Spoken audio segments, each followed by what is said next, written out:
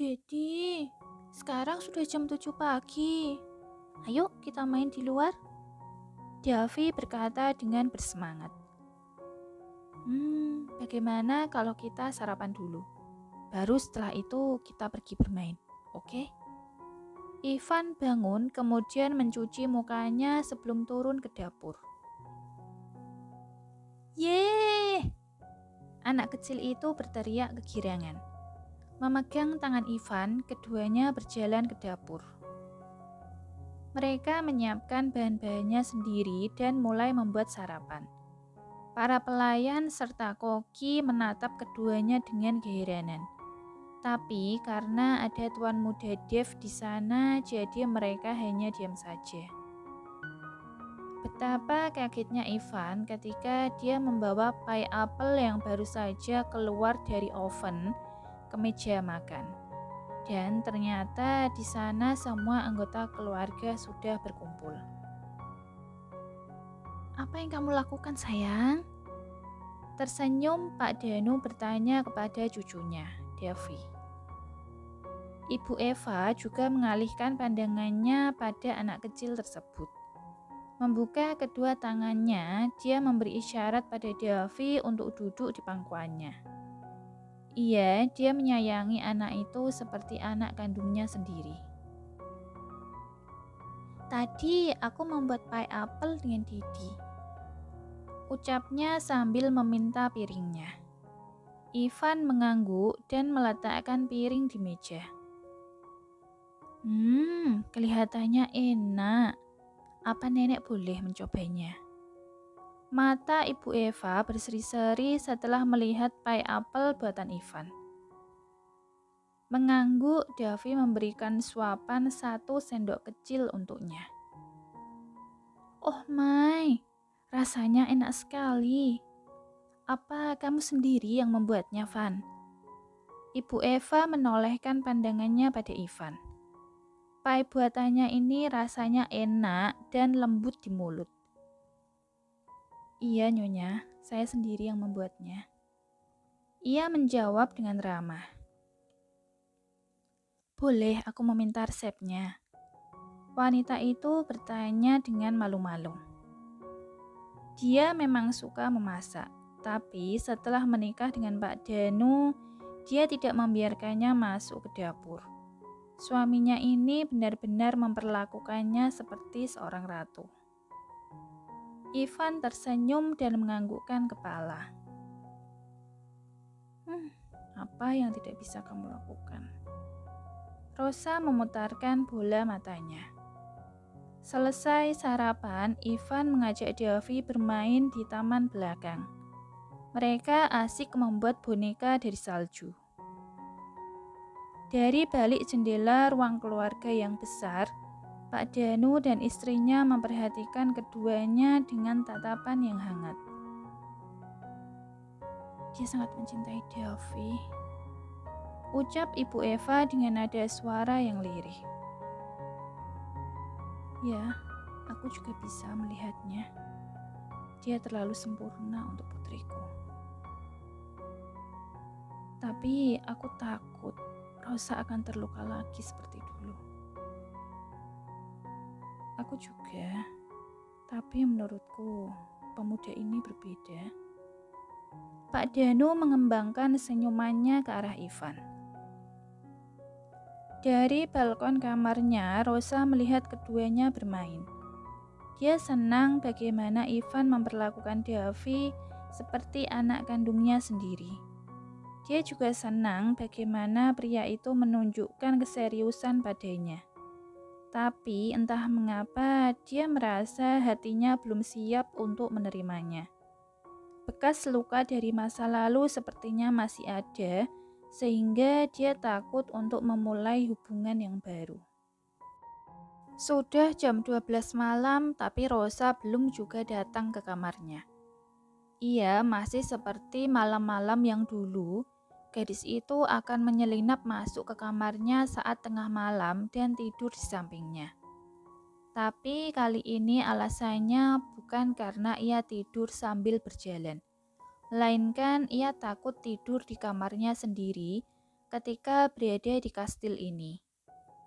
Tidak terjadi sesuatu di antara keduanya. Mereka hanya tidur bersama di samping satu sama lain sampai pukul 5 atau 6 pagi. Dan setelah itu Rosa akan kembali ke kamarnya. Merasa tidak tenang, dia berjalan menuju ke kamar gadis itu. Saat akan mengetuk pintu, Ivan mendengar sesuatu yang terjatuh di lantai. Ia mencoba memutar gagang pintunya, tapi ternyata terkunci dari dalam. Berlari ke jendela di sebelah kamarnya, ia memanjat pagar, kemudian melompat ke balkon. Dari luar, dia melihat Nick sedang mengunci Rosa di antara tubuhnya dan dinding. Dia mencengkeram kedua tangan adik tirinya itu dan menekannya di dinding. Posisi mereka sangat dekat. Ini membuat Ivan ingin mengepalkan tangan. Ia berlari ke arah Nick dan meraih lehernya. Dengan satu kali hantaman yang mengenai wajah, membuat Nick hampir terjatuh tersungkur ke lantai. Mendapati di ujung bibirnya, Nick melakukan balasan. Dia melayangkan tinjunya di wajah Ivan. Rosa yang panik di sisi lain berusaha mencari sesuatu untuk memukul kakak tirinya itu. Setelah beberapa saat, Ivan berhasil menarik tangannya, lalu menguncinya di belakang punggung dan menekuk tubuhnya dengan lutut. Menggunakan tangan kanannya, ia menekan lehernya. Kalau kamu berani menyentuhnya sekali lagi, aku akan. Rosa yang sudah memegang vas bunga di tangannya, mengurungkan niatnya untuk memukul Nick. Entah mengapa dia merasa takut melihat mata Ivan yang berubah merah seperti ini. Bukan Ivan yang sebelumnya tenang dan hangat. Yang ada di depan matanya sekarang adalah seseorang yang dingin serta menakutkan. Van, lepaskan dia. Gadis itu berbicara setelah beberapa saat mereka terdiam.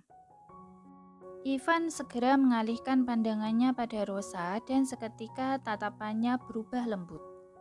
Ia melepaskan Nick dari cengkeramannya, kemudian berjalan ke arahnya, memeriksanya dari atas ke bawah. Kamu tidak apa-apa kan, Sa? Rosa hanya menganggukkan kepalanya. Memegang tangannya, ia mengajak gadis tersebut keluar dari kamar. Apa dia menyakitimu? Dengan ekspresi yang masih khawatir, Ivan bertanya sekali lagi ketika Rosa sudah duduk di pinggir tempat tidur. Dia memeriksa tangannya, melihat apakah ada memar atau tidak. Tidak, Van, aku baik-baik saja, ucapnya dengan nada yang lirih. Meletakkan kepalanya di bahu gadis itu, Ivan berkata lagi, Maaf, Sa, aku terlambat. Rosa mengerutkan alisnya. Apa dia mengharapkan aku datang ke kamarnya?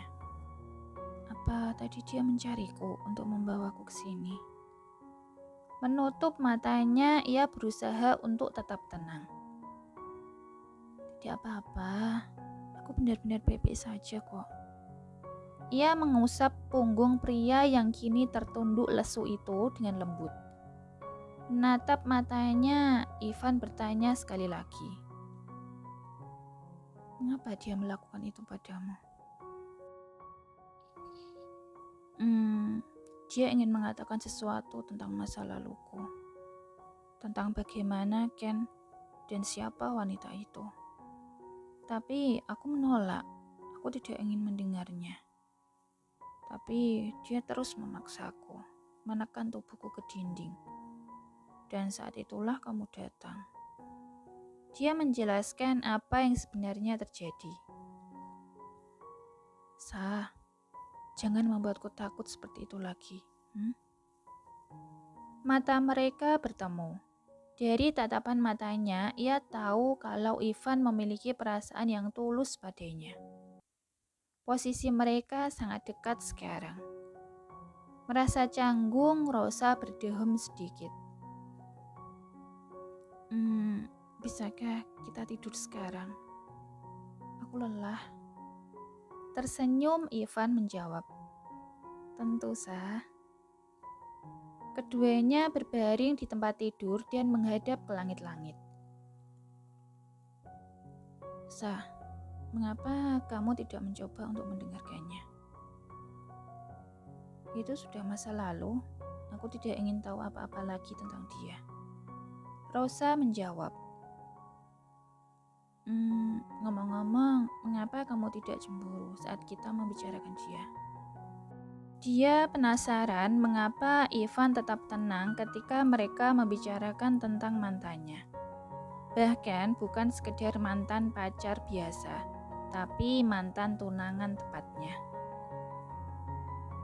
Mengapa aku harus cemburu pada seseorang yang telah tiada? Ivan menjawab dengan santainya. Bagaimana kalau ternyata aku sudah tidak perawan? Menggerakkan bola matanya ke samping, Rosa ingin melihat ekspresi pemuda itu.